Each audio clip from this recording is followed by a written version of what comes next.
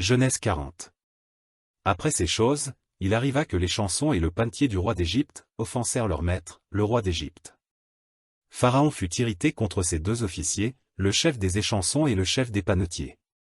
Et il les fit mettre dans la maison du chef des gardes, dans la prison, dans le lieu où Joseph était enfermé. Le chef des gardes les plaça sous la surveillance de Joseph, qui faisait le service auprès d'eux, et ils passèrent un certain temps en prison. Pendant une même nuit, les chansons et le panetier du roi d'Égypte, qui étaient enfermés dans la prison, eurent tous les deux un songe, chacun le sien, pouvant recevoir une explication distincte. Joseph, étant venu le matin vers eux, les regarda, et voici, ils étaient tristes.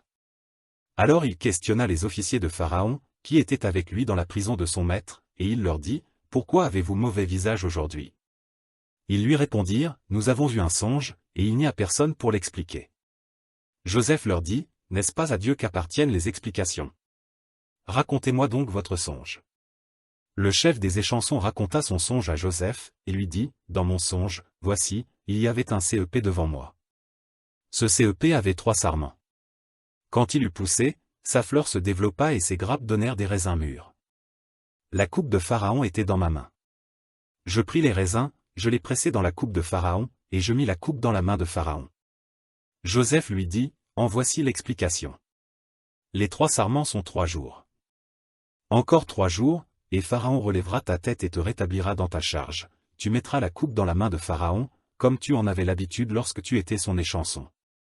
Mais souviens-toi de moi, quand tu seras heureux, et montre, je te prie, de la bonté à mon égard, parle en ma faveur à Pharaon, et fais-moi sortir de cette maison.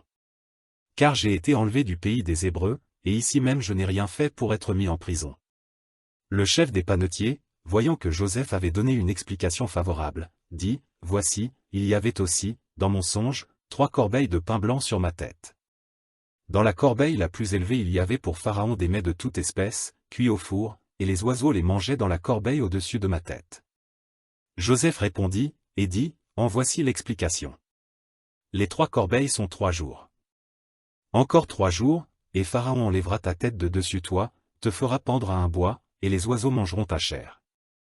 Le 3e jour, jour de la naissance de Pharaon, il fit un festin à tous ses serviteurs, et il éleva la tête du chef des échansons et la tête du chef des panetiers, au milieu de ses serviteurs, il rétablit le chef des échansons dans sa charge d'échanson, pour qu'il mît la coupe dans la main de Pharaon, mais il fit pendre le chef des panetiers, selon l'explication que Joseph leur avait donnée.